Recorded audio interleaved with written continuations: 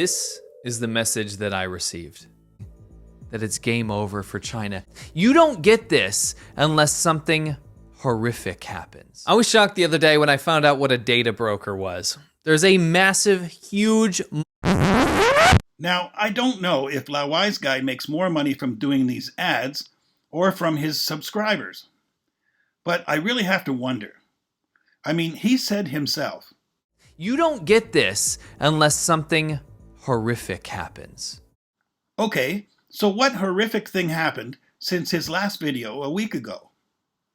Seems kind of obvious that LaWiseGuy is making a video just to be able to get the ad revenue, instead of producing useful content for his viewers.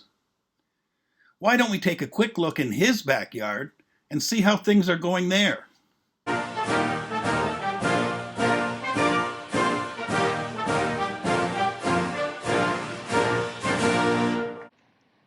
According to new data just released by the Center for Disease Control and Prevention, guns are the #1 killer of children in the United States of America.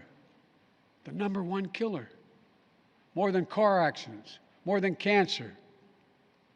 Over the last 2 decades, more school-age children have died from guns than on-duty police officers and active-duty military combined. In Texas, you can be 18 years old and buy an assault weapon, even though you can't buy a pistol in Texas until you're 21. Since Uvalde, just over a week ago, there have been 20 other mass shootings in America, each with 4 or more people killed or injured, including yesterday at a hospital in Tulsa, Oklahoma. A shooter deliberately targeted a surgeon using an assault weapon he bought just a few hours before his rampage that left a surgeon, another doctor, a receptionist, and a patient dead and many more injured. There have been over 900 incidents of gunfires reported on school grounds. Marjory Stoneman Douglas High School in Parkland, Florida. Santa Fe High School in Texas. Oxford High School in Michigan. The list goes on, and the list grows.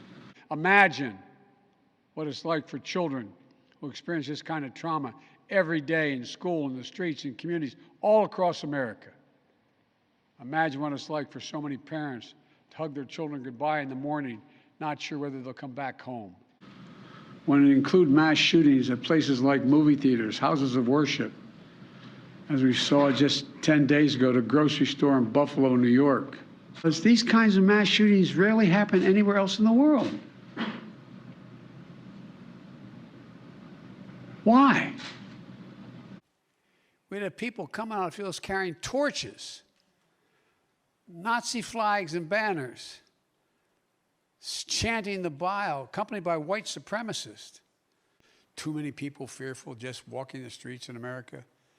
Jewish high holidays approach, families will gather for reflection under the shadow of the rise of anti-Semitism just 4 years after the attack on the Tree of Life Synagogue in Pittsburgh, the deadliest act of anti-Semitism in our nation's history.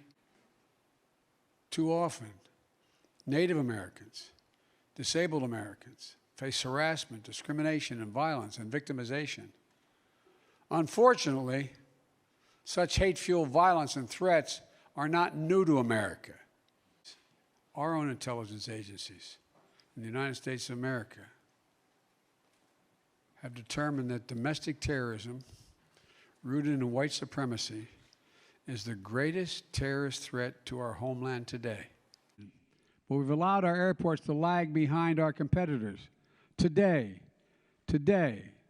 not a single solitary American airport, not one, ranks in the top 25 in the world. The United States of America, not one airport ranks in the top 25 in the world. What the hell's the matter with us? It means commerce. It means income.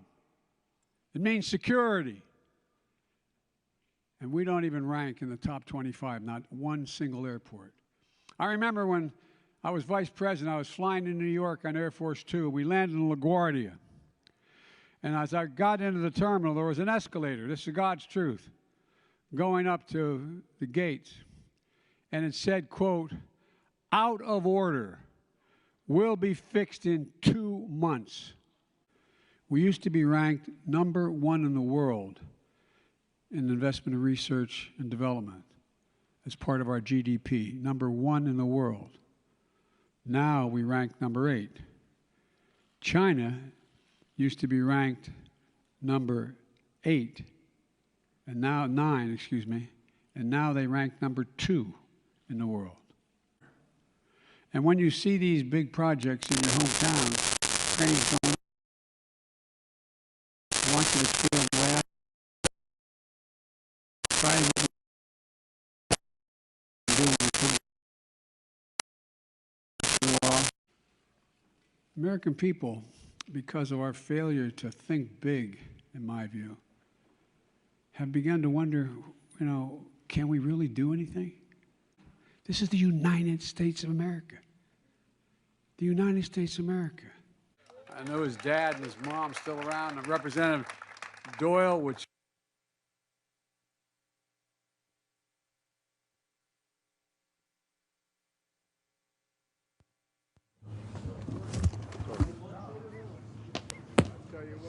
how about this one? Is this working?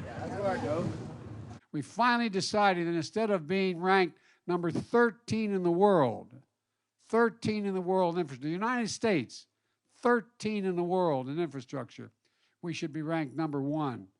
There are nearly 45,000, say it again, 45,000 bridges across this country in poor condition. This is just one of 2,400 bridges across the country that are being repaired just this year. No one knows better than the people of Pittsburgh that there are thousands of uncapped or orphan wells, oil and gas wells, spewing methane into the air. 21% of Pennsylvania families don't have home internet connections. But never again should a parent have to drive their kid to a McDonald's parking lot and sit there to connect to McDonald's internet so they could do their homework. In addition, there are over 150,000 lead service lines carrying water to homes and schools in Pennsylvania, and over 7,000 in Pittsburgh. This impacts children's brain development. I mean, for real. For most of the last century, we led the world by a significant margin because we invested in our people, we invested in ourselves, we invested in our land. But along the way, we stopped doing that. And thank you for what you've done, particularly all the workers here.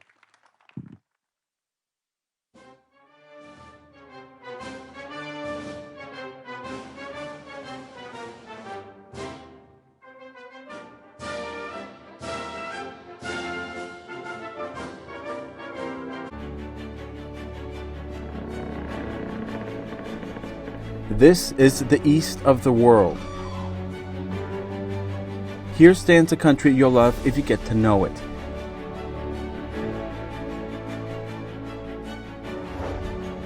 The country has just celebrated its 70th birthday. Parades and galas spread joy from dawn to midnight. Its shining moments were shared with the world.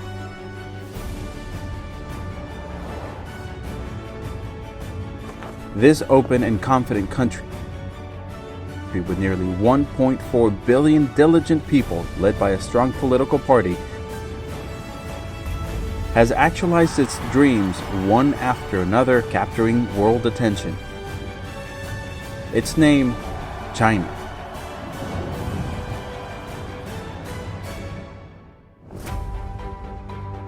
It is ancient, yet still blooms.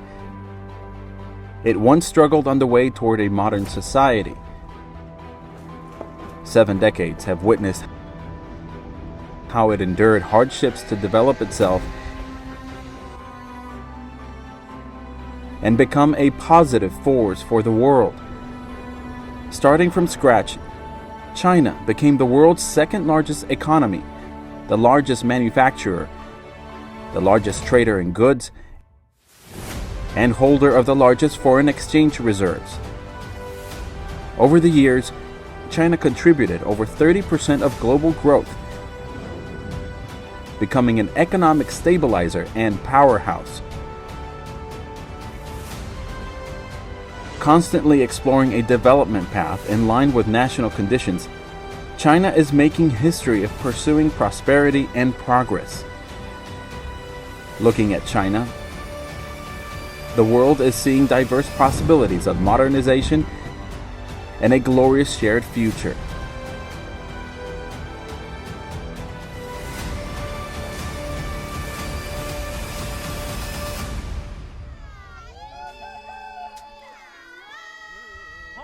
China is the first developing country that met UN's MDGs of eradicating extreme poverty and hunger.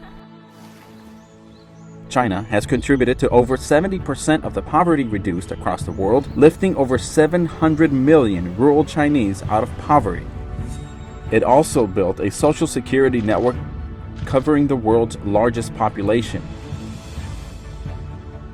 In 70 years, the country's illiteracy rate has dropped from 80% to 4%, with all school-aged children enrolled.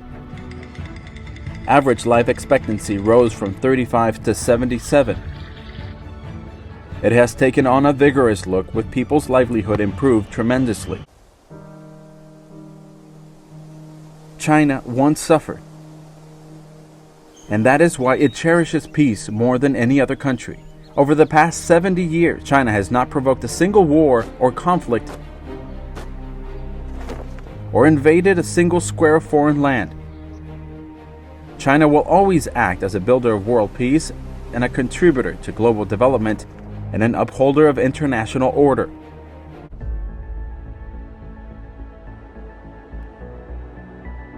This is the east of the world.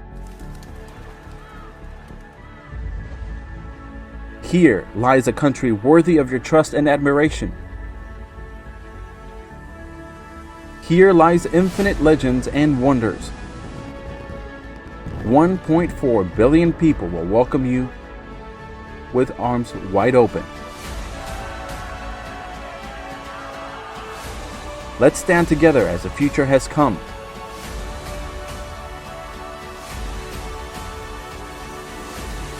Hello world, this is China.